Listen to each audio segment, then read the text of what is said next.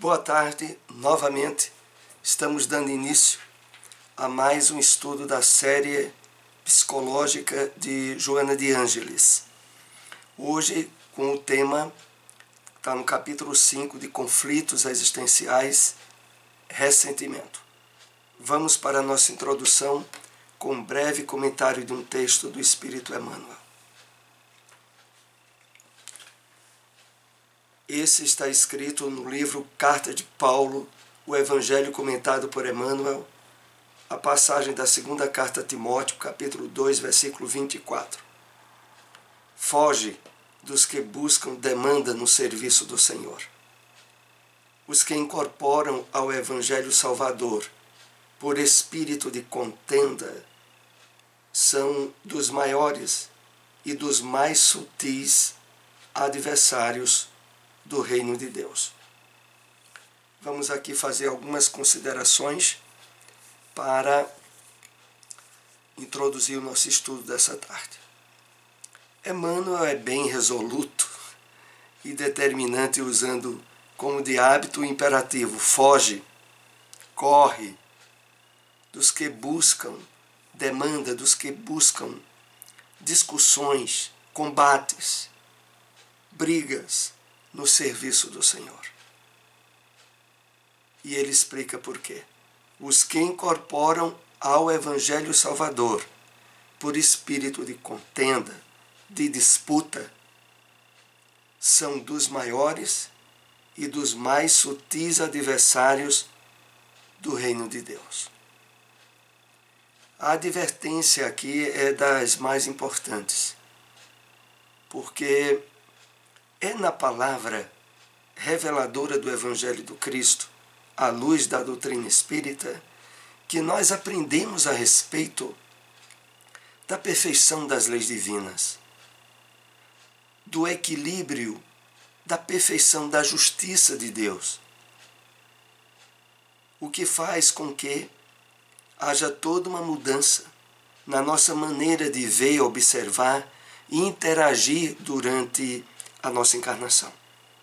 Sobretudo estabelecendo desde um clima interior de paz, de equilíbrio, ao convívio com os outros e, sobretudo, aqueles que fazem parte do nosso grupo religioso e espiritual.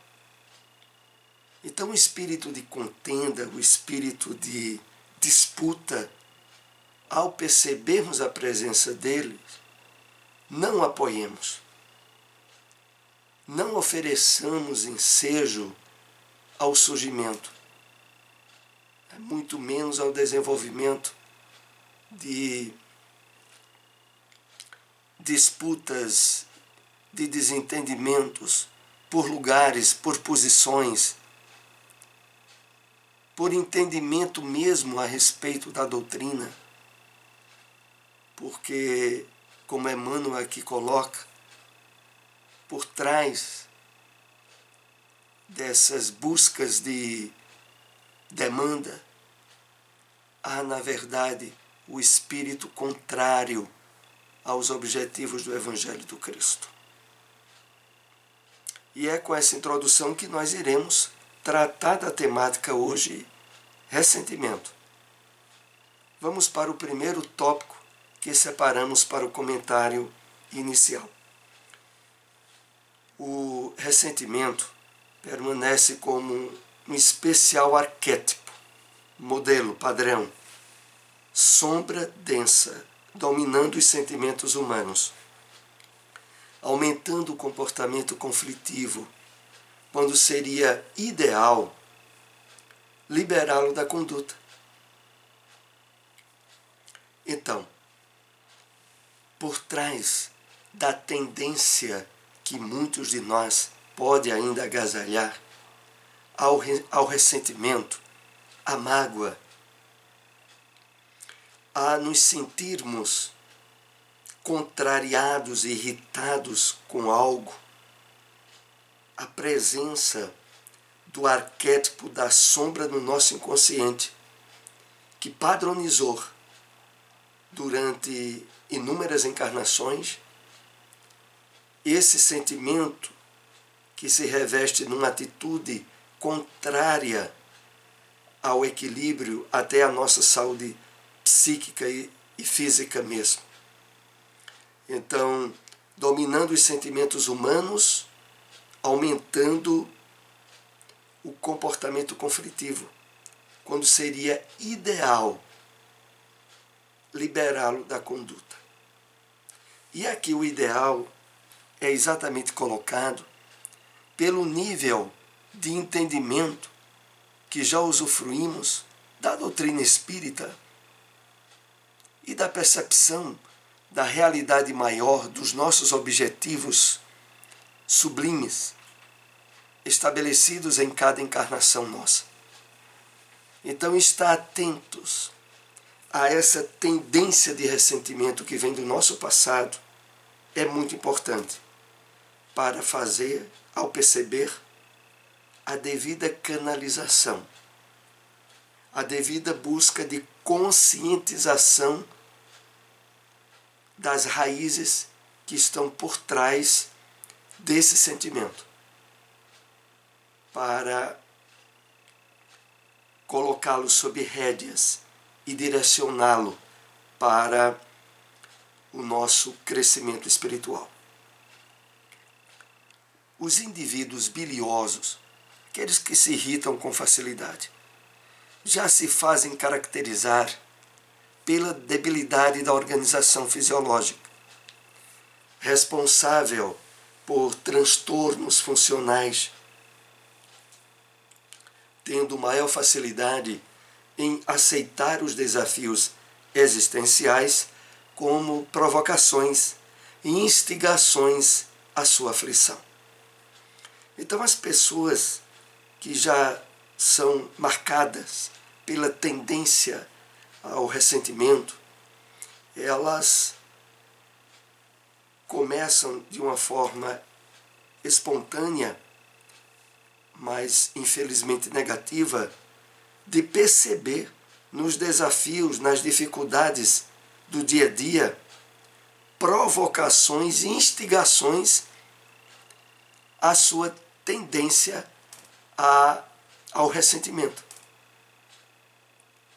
Em vez de perceber na multiplicidade de situações incômodas que topamos no dia a dia como desafios à sua espiritualização, ao exercício do equilíbrio emocional, elas vêm como provocações ao desequilíbrio. Portadores de diversos complexos, dentre os quais se destaca a inferioridade, que se atribuem acreditando sempre que tudo de desagradável que lhes sucede é desconsideração de pessoas ou de grupos.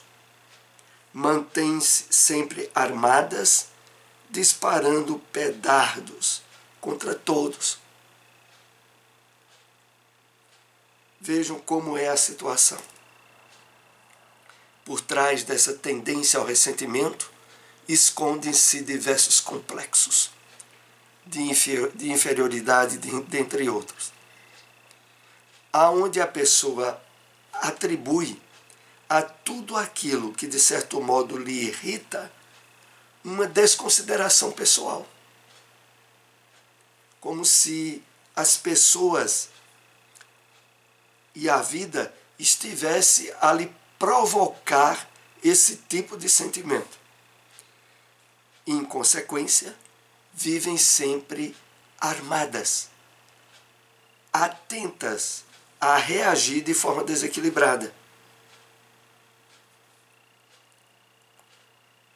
A um passo de distúrbios graves, facilmente acolhe o ressentimento em que se comprazem, alterando o comportamento já doentio e mergulhando cada vez mais no poço sem fundo da amargura. Então, essa tendência, não sendo percebida nem combatida, ela tende a ir se agravando. cada vez mais alterando o comportamento da pessoa e levando ela, em termos espirituais, a uma profunda amargura contra a vida, contra as pessoas, porque pensa estarem elas e o mundo contrários a ela. Não são capazes de uma catarse honesta,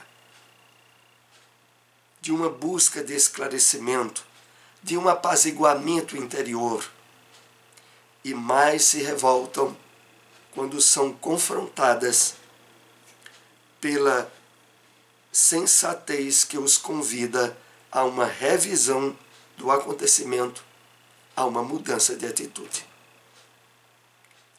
Então essas pessoas, com o passar do tempo, se percebem incapazes de um desabafo, de uma catarse honesta, de uma busca de esclarecimento daquela situação que ela sente lhe prejudicar, levando mais ainda à revolta,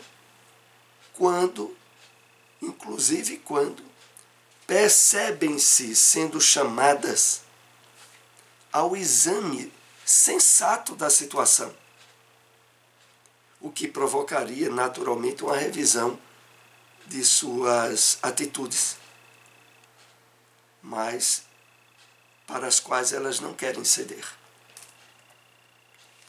É nesse clima de fixação mental que se deixam tombar nas malhas nefastas de vinculações psíquicas com outras mentes em desalinho na esfera espiritual, iniciando-se conúbios, convivências obsessivas de grave porte. Então, esse clima mental do ressentimento constante, ele acaba estabelecendo vínculos psíquicos com espíritos desencarnados em desequilíbrio, e que acaba estabelecendo o início de um conúbio, de um convívio obsessivo e de grave porte. Estabelecida a sintonia, o hóspede psíquico passa a realizar um processo hipnótico bem urdido, ampliando a ideia da ocorrência na mente do hospedeiro, aumentando-lhe a carga vibratória com o acumular de outras ocorrências já superadas.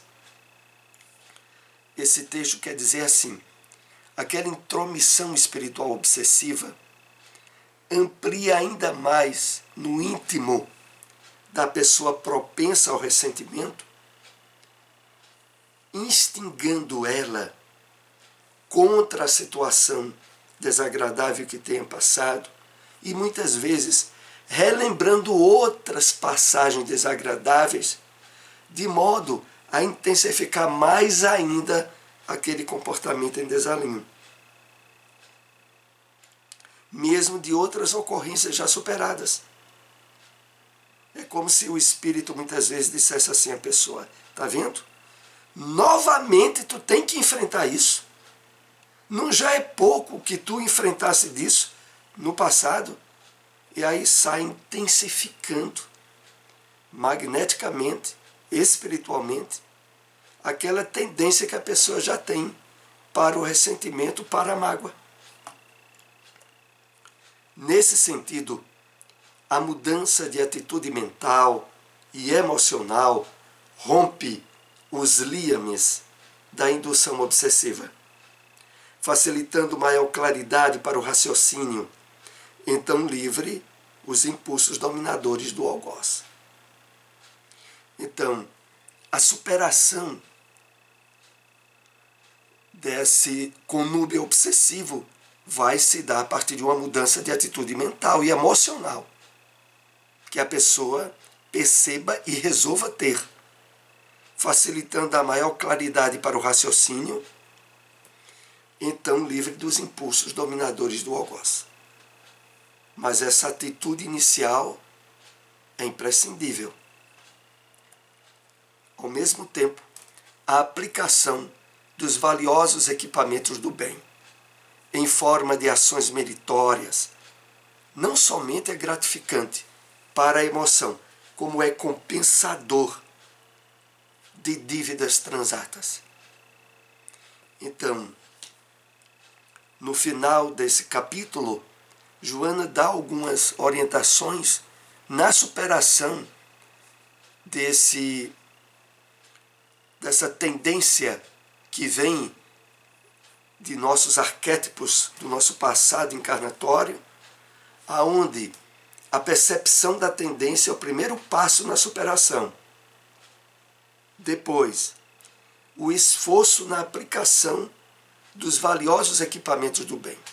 Valiosos equipamentos do bem são as possibilidades que nós temos de exercer a caridade nos seus mais variados aspectos, né? Em ações meritórias, o que não será apenas gratificante em termos emocionais, mas também compensador de dívidas do nosso passado, né? De dívidas transatas, quer dessa vida, quer de vidas anteriores.